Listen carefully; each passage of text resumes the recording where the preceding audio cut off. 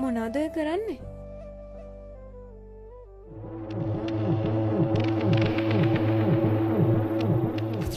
දෙයනේ මෙයත් ඒ වගේ කෙනෙක්ද? මිනිස්සු දකී කියලානේ හැදුවේ.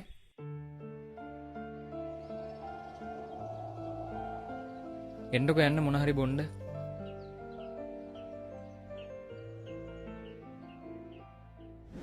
ඕකත් මෙතනින් තියන්න.